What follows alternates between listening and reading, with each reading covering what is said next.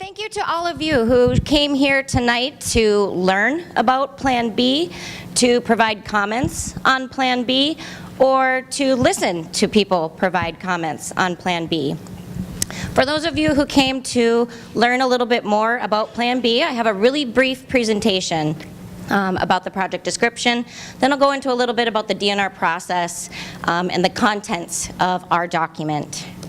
So on the map behind me, you'll see a comparison document, and I'm hoping that this will work. Where the original proposed project is here in light gray, and Plan B is in the red and white dashed area. Now, there are some major changes associated with Plan B, and those include the western tieback. So what used to go north-south from the diversion inlet control structure is now kicked a little bit west. There's also this additional storage area just southeast of Horace. The Wild Rice and the Red River control structures are both moved just a little bit upstream. And the Wolverton crossing eastern tieback that used to extend straight east into the state of Minnesota now travels more north-south on the western side of Highway 75. So in this modification over here, there's a lot of reduced inundation in the state of Minnesota. The Burlington Northern Santa Fe Railroad does not need to be raised, nor does Highway 75. The Comstock Ring Levee is not needed.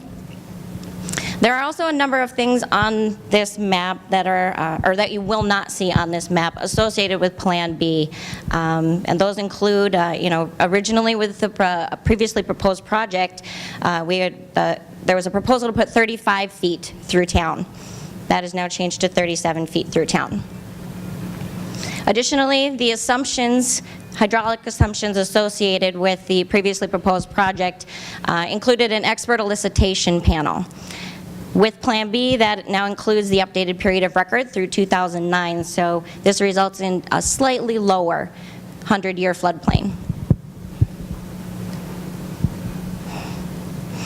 Now, as soon as the DNR received the permit application in March of this year, we had to ask ourselves if environmental review had been done on Plan B. And neither the core documents nor the DNR's previous documents had addressed Plan B. So we had to do this supplemental process.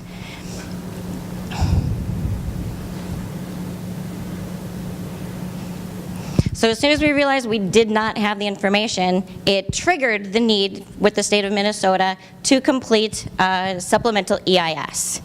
What we did is put out what we call a scope, which is basically a really detailed table of contents saying these are the things that we want to look at in regards to Plan B because they've changed since the previous proposed project. So we put that out for public review, and that's what you see here in this first yellow area.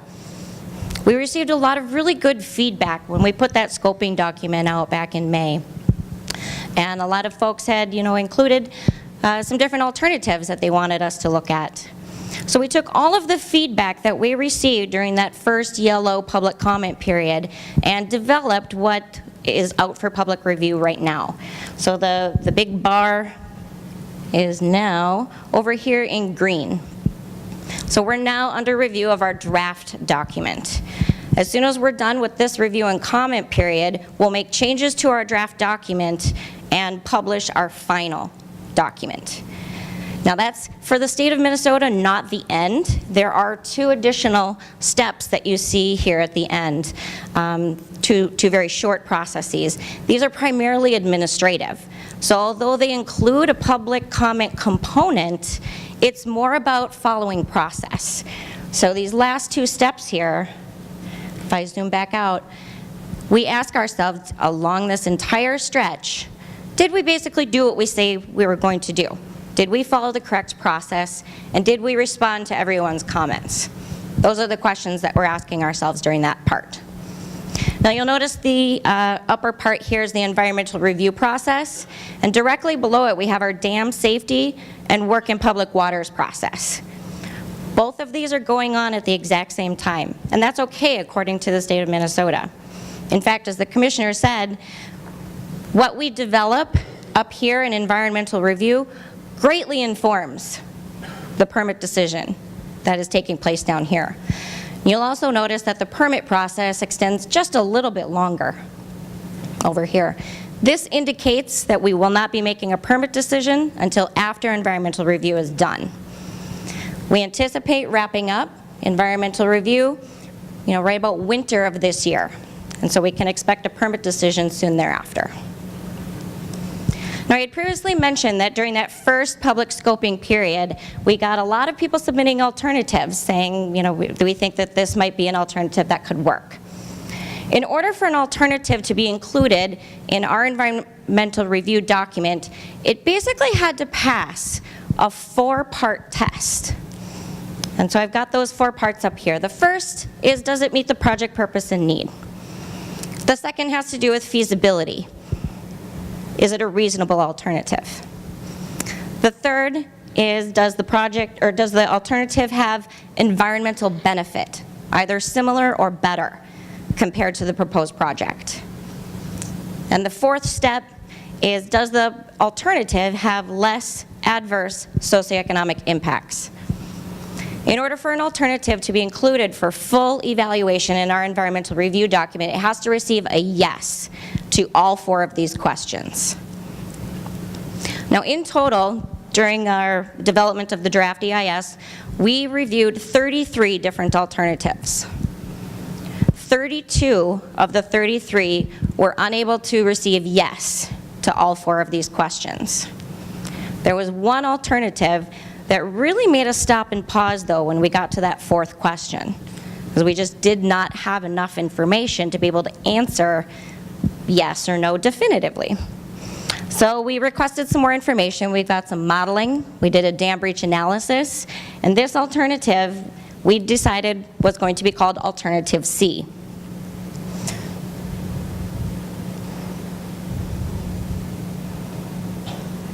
So what I have up here, this map right here, has, let me pan up, has both Plan B and Alternative C. So the white and black dashed line is the Plan B that's currently proposed.